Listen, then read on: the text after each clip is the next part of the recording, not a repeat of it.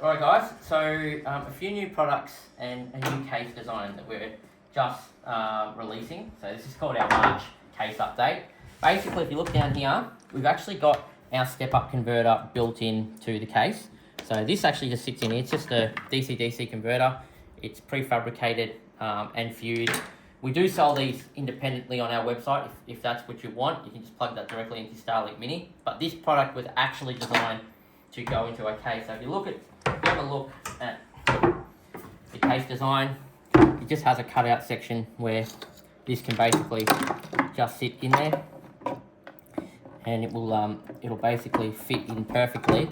So when you connect your Starlink in there, this comes out through the case, or if you want to do your own cutouts, we can provide this unterminated. But you end up with a ton of product that looks a bit like this.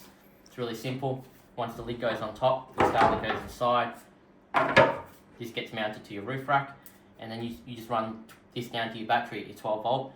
Same application down here. So if you have a look, basically this is a Rhino rack Pioneer 6 mounted onto your roof rack. You would just have a cable. All our cables that are now coming out of our cases are 16 AWG twin core.